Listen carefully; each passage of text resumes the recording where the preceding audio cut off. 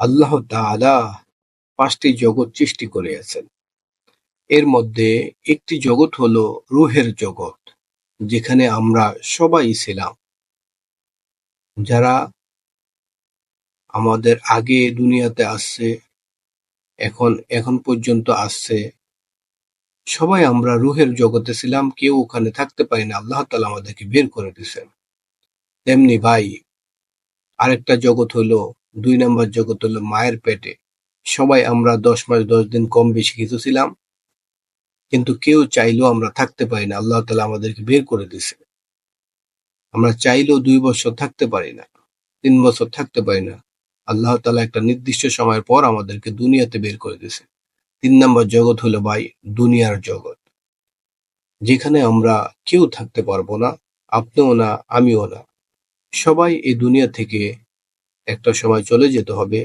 দেখেন ভাই, একটু চিন্তা করে, আপনার দাদার দাদা, যারা আপনার পূর্বপুরুষ আছে, তারা কি কেউ থাকতে পারছে? না ভাই, থাকতে পারে না। সবাই এই দুনিয়া থেকে চলে গেছে।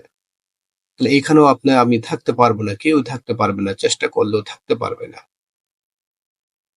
৪ নাম্বার আরেকটা জগৎ হলো কবরের জগৎ, যেটাতে এই কবরের থেকে একটা সময় আল্লাহ তাআলা হাসরের ময়দান যখন কায়েম করবে, তখন আপনাকে উঠাবে এই কবর থেকে।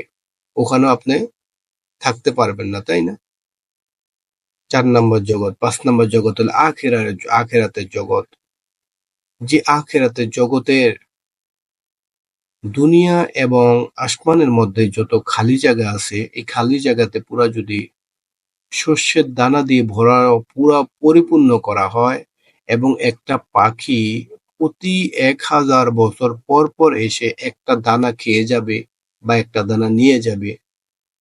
১,০০০ বছর পর পর আইসা একটা পাখি একটা করে দানা নিয়ে যাবে।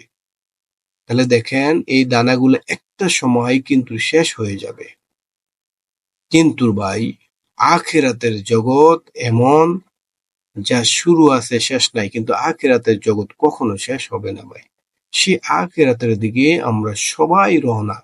আমরা সবাই এক মিনিট করে আমাদের সেই আখিরাতের দিকে, কবরের দিকে যাচ্ছি আমরা, সেই আখিরাতের দিকে। ওই আখিরাতে আমাদের যে অনন্তকালের জীবন, শুরু আছে শেষ নাই, সেখানে আমরা কি নিয়ে যাব?